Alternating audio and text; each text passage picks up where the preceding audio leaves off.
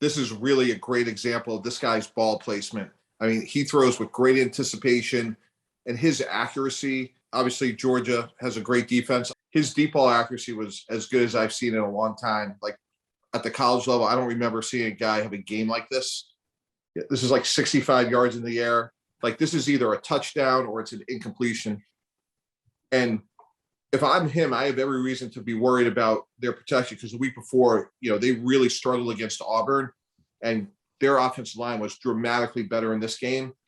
But this guy was it was like 7-on-7 out there. Yeah, it feels like with him too that he moves well, such subtle movements in the pocket, looking at the quarterback list, all those guys were pretty good athletes too. Yeah. And so they could all escape pressure and get themselves down. I think that's something with the smaller quarterback is they have the ability to do that escape. They got great athleticism. Coach, I totally agree. I thought there was a little Russell Wilson to him, and I don't know what he's going to run. He's not a 4.45 guy, but he has great functional athleticism.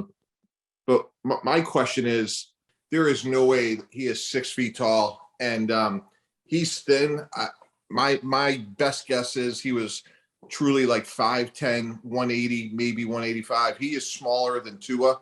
So we went back and just looked at, quarterbacks that were successful and unsuccessful. And I've heard some people in the media say like he's the unquestioned number one pick, not in this year's draft, but in 23. And I'm curious, we got a lot of offensive guys on the call here, but I'd love to get your thoughts because from where I sit in the world, like there's a lot to like about this guy, but he is small. And I don't know if he's the athlete that Kyle Murray is. And he's not as thick as Russell Wilson. And that's not to say that he can't get there because by all accounts, he's a great kid, really hard worker. But for those of you that haven't seen him yet, I think you'd be surprised like how undersized he is, not just from a height standpoint, but he is really, really thin. You look at the smaller quarterbacks. I mean, Kyler Murray is an absolute freak when it comes to athleticism, change of direction ability, suddenness, quickness, explosiveness. He's got really good arm talent, but look, he's missed games last year. He's missed games this year. He's pretty smart when he does pull it down and not take the unnecessary hits. But Marc Trestman and I were talking the other day about Russell Wilson. And, I made the comment, I think he's the best quarterback in our game right now at protecting himself.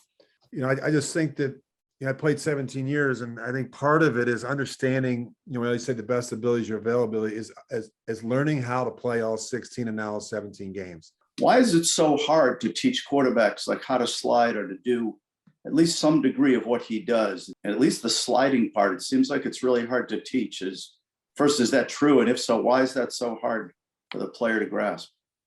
Russell Wilson's a baseball guy. Russell Wilson knows how to slide. He was taught at an early age how to slide. And then it's just, we taught in training camp, we would do the same type of thing. We'd wet an area of a practice field and ask the quarterbacks to slide once a week. And I thought we were going to tear a knee, an ankle, a hip, a shoulder, something was coming out because it was just to teach a baseball slide. Is extremely hard to do, and a lot of these guys growing up didn't play baseball, didn't have baseball backgrounds, and it's the part that I would want to emphasize to you guys is, in my opinion, having studied Russell, it's the ego. So if you're going to draft Bryce Young, you show him tapes of Russell Wilson in relative open field, and maybe he's one-on-one, he's got a chance to make that guy miss, but he just takes to the dirt because he says, look, I don't want to put the probability into play that this could be the play that ruins my season.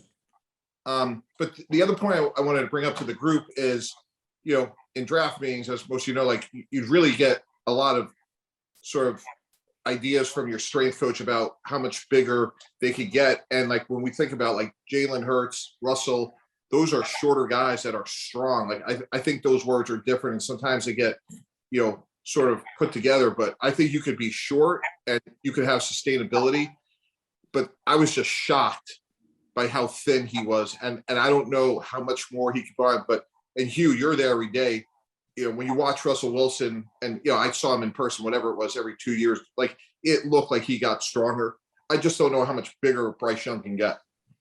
I'll give you a great, if I was ever coaching quarterbacks in the NFL, I'd put a coaching tape together. I'd do a clinic, and this is what I would do. I just 6 guys off the top of my head, just listen to this conversation. If you took Tom Brady, you took Peyton Manning, you took Brett Favre, you took Aaron Rodgers, you took Drew Brees, you took Russell Wilson. What all 6 of those guys have in common? They all have different body types. Some have better feet, some are quicker, faster. You know, you could talk all day about the arm talent, but if you just took those 6 quarterbacks, what they do have in common is, for the most part, they never miss starts. So you say, okay, well then why do they never miss starts? Well, let's go through the conversation. I think there's a lot to do with it, but they're really good at avoiding the unnecessary hits and how to protect their head and how to protect their shoulder and how to protect their legs. They're really good when they get outside the tackle box. They're very good and comfortable in space. They're very aware of what their limitations are. And then I'd say finally, the last thing, and maybe most importantly, is these guys were high IQ, highly intelligent players who really understood protections. And then they understood coverages and fronts and indicators. And so when you put all that together, you know, there's a reason why they're able to play as long as they, I mean, there's some toughness to it. And there's certainly some good fortune, you know, not taking a hit on, you know, a guy rolling into the back of your knee or something. But I think you could do a case study on those 6. It'd be pretty fascinating. I think we're taking our eye off the ball by looking at Bryce Young and talking about his size. I think that he's playing in the SEC. It looks like he has explosive arm strength. Looks like he's nifty in the pocket. It looks like he can extend a play, you know, if he has to. But I think if we're not, we have to look at the size, but it's almost, shouldn't we be evaluating everything else and not get lost? And another Fran Tarkington is, you know, goes to a later round, or another Russell Wilson is drafted in the 3rd round because somebody thinks he's not tall enough or big enough to play in the league. So obviously, Mike, you know, size is obviously important, and there's something to it because he's got it, but can he protect himself? You know, I think Rich talked about just about everything, but they're also highly accurate, you know, as passers. You know, I'm just interested in watching him play, watching him compete against the highest level in college football, and then taking his size into consideration after everything is evaluated. Otherwise, you know, there's going to be another good quarterback that somebody might miss on because they're waiting a little bit longer to take him just because of his size. I'm not saying I wouldn't want him, but the point is, when you look over the last couple of years, Kyle Murray's missed whatever, like 3 games this year. Burrow's missed games. Tua's missed games. And you guys know better than anybody how hard it is to get one guy ready, let alone getting your backup ready. So it's just to bring that part into the discussion. Yeah, exactly. It's like when you watch him play, does it look like he can do the things, you know, live for the next down? Will he live for the next down? Does he know how to, you know, the availability, durability, reliability factor that Rich always talks about? You know, do we see that in him? Do we know his football intelligence is high enough to be able to do the things that Russell Wilson is capable of doing, or the other quarterbacks that Rich mentioned along the way? Rich pointed out with those 6 guys, I mean, highly intelligent. I mean, they know protections inside. I mean, it took Brett a little bit to learn the protection, but once he got it, he had it down. But and just like Coach Palmer said with Eli, you know, playing in that division and against him, he would go down, he'd protect himself, and he'd live for another down. And I think that's so important. And sometimes these young kids coming in today don't understand that, and they have to, you know, you hate to say it, but sometimes they learn the hard way, you know, with one hit or something like that. But it's okay to punt the football in the NFL.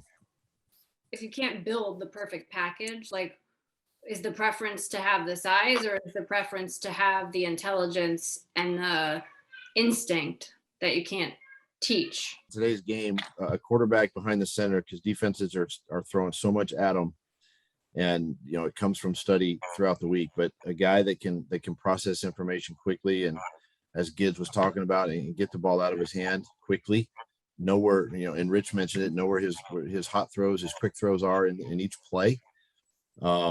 I would take that over a guy that's anchored back there and can't process information, you know, that fast.